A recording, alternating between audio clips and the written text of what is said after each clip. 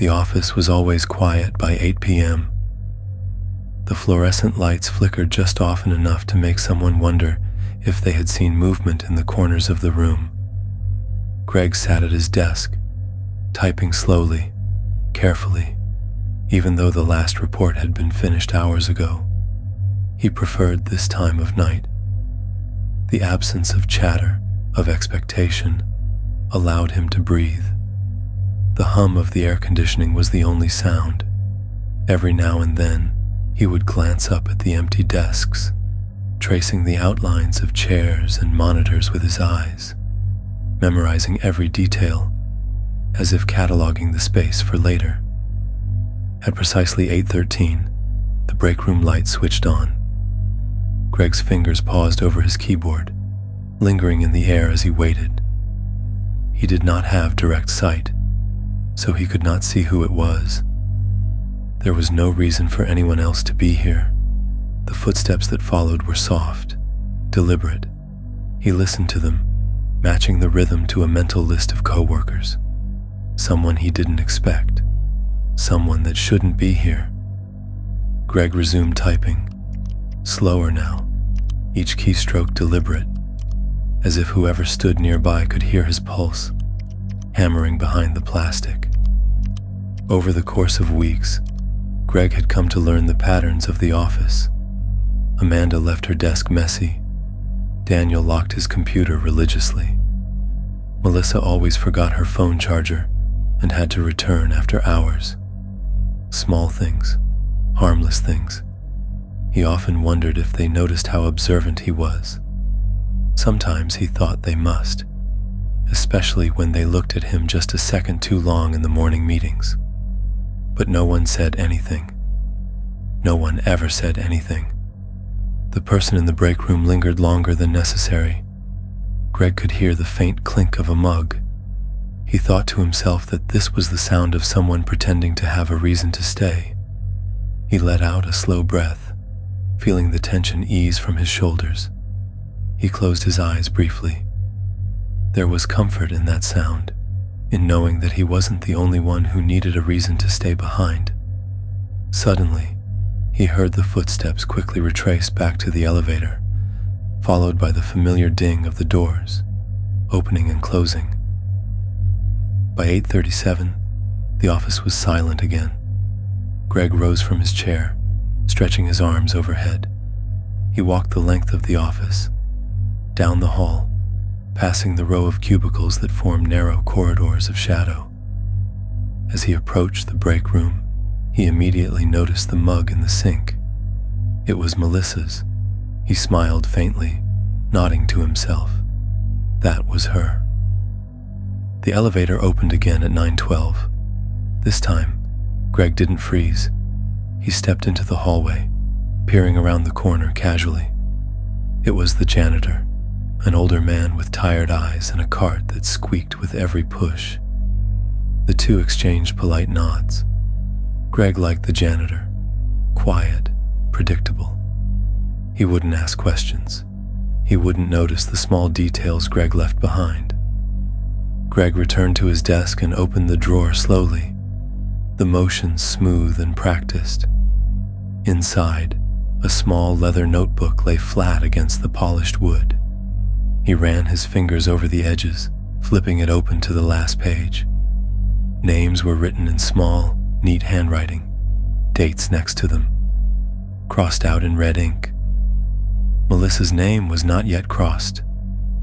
Greg closed the notebook, placing it carefully back in the drawer. The clock read 9:36.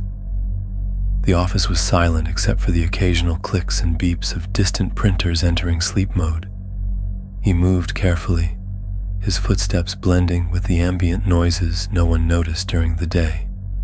Melissa's desk was the second from the far corner, marked by a chipped photo frame and a dried lavender plant she swore she'd replace. Greg stood beside it for a long moment, his eyes trailing over the faint imprint of her fingertips, left behind on the edge of her keyboard. His hand hovered just above the desk, grazing the air where Melissa had been sitting hours before. He could almost feel the warmth she left behind. It wasn't need or obsession that drove him. It was curiosity, a desire to understand what existed beneath the surface of routine. The quiet, nervous glances, the unread messages, the half-finished cups of coffee. These were puzzles Greg couldn't resist solving. Then at 10:03, once more the elevator dinged. Soft footsteps echoed from down the hall. Greg didn't look back immediately. He let the sound draw closer, familiar now.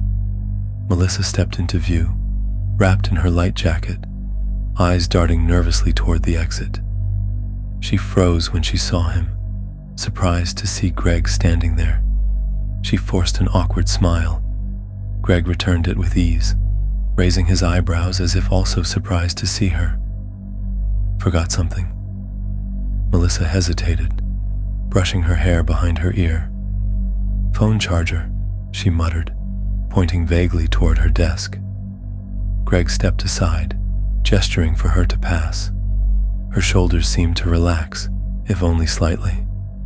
She moved quickly, rummaging through her drawer while Greg leaned casually against the cubicle wall.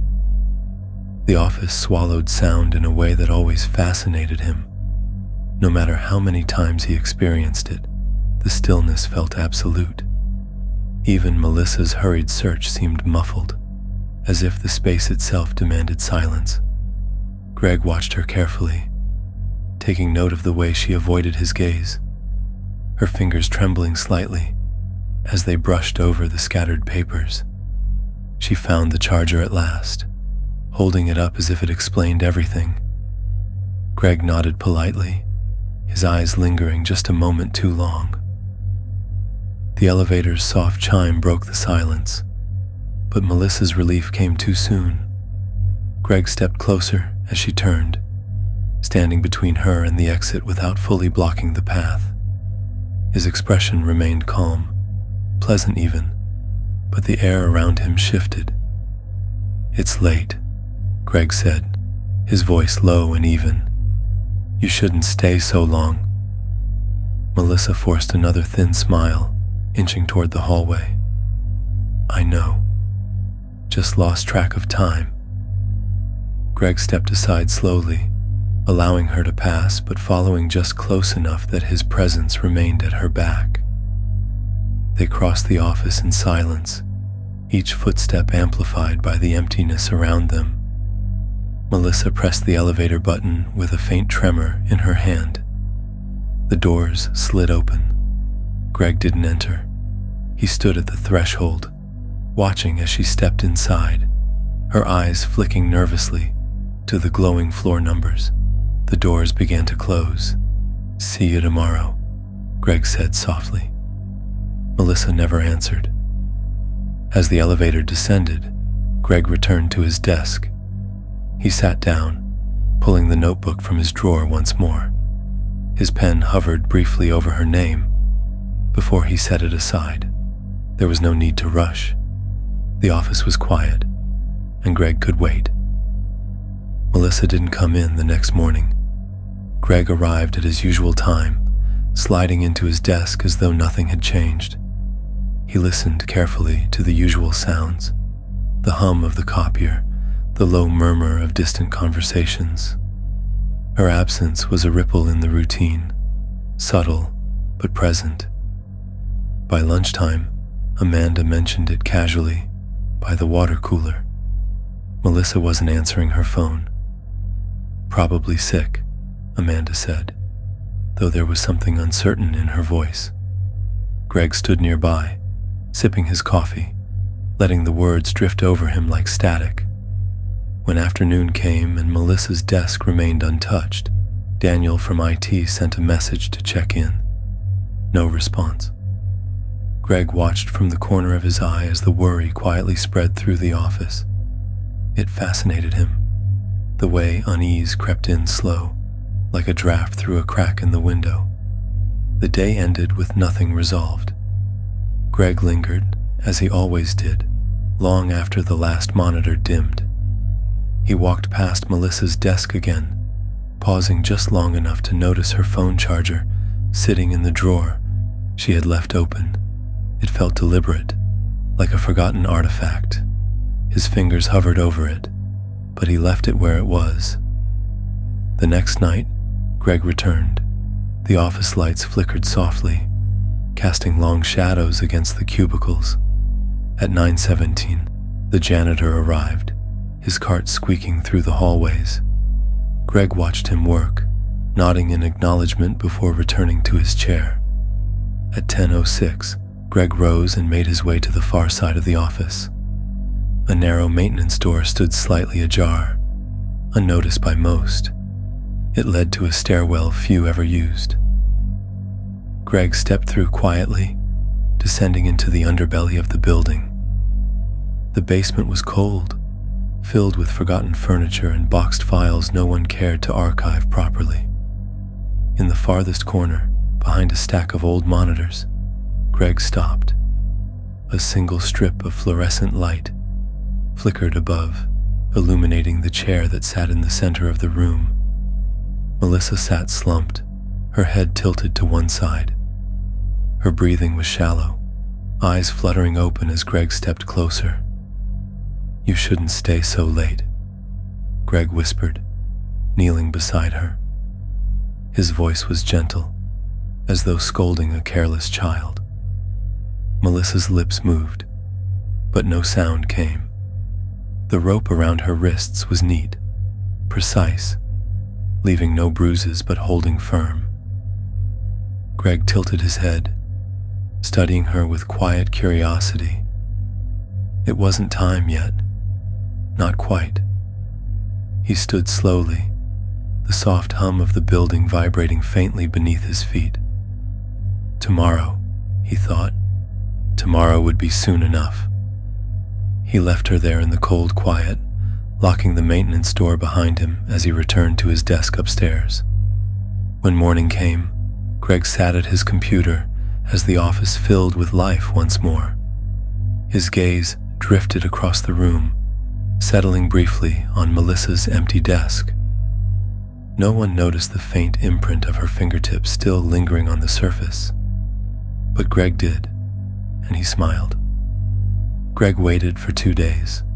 The office buzzed with quiet gossip about Melissa's disappearance, but it faded beneath the weight of deadlines and meetings. People moved on, as they always did. By the third night, Greg returned to the basement, standing in the same cold silence that seemed to swallow all sound. Melissa's head lifted slowly when he entered, her eyes sunken and glassy beneath the flickering light. Her lips cracked, but the faint plea that escaped barely carried beyond the chair. Greg knelt beside her, his hands resting lightly on the armrest. "It's quieter now, isn't it?" Melissa's breathing hitched. She didn't answer. Her pulse was fragile beneath the thin skin of her wrist, and Greg traced it absently with his thumb, as if feeling the final threads of something fleeting. "You stayed too long," he murmured, tilting his head as if the thought troubled him. "I don't like when people stay too long." The knife appeared in his hand with the same calm precision he carried in every other part of his life. There was no rush, no violence in the way he pressed the blade just below her ribs. It was surgical, clean. Melissa's body sagged against the restraints, the breath leaving her in one long exhale. Greg waited, his grip steady until he felt her finally go still. The flicker in her eyes dimmed, and the quiet he had been waiting for settled over the room like a soft blanket. He stood, stepping back to admire his work the way an artist might regard a nearly finished canvas. It wasn't rage that drove him, it was necessity. The office couldn't hold the weight of loose threads. By midnight, Greg had wiped down the chair and dismantled the rope, leaving no evidence behind. Melissa's body fit neatly into the storage container, tucked beneath the old desks, locked and sealed in a place no one ever ventured. The next morning, Greg arrived early, watching the city rise through the glass windows of the office. Amanda mentioned Melissa again, but this time her voice carried less weight. People forget quickly, Greg thought, sipping his coffee with quiet satisfaction. Her desk was cleared out by the following week. A new hire took her place, cheerful and eager, oblivious to the imprint left behind. Greg watched her settle in, already memorizing the small habits she left in her wake. He smiled politely when she introduced herself, shaking her hand with the same steady grip. It was always the quiet ones who lingered too long.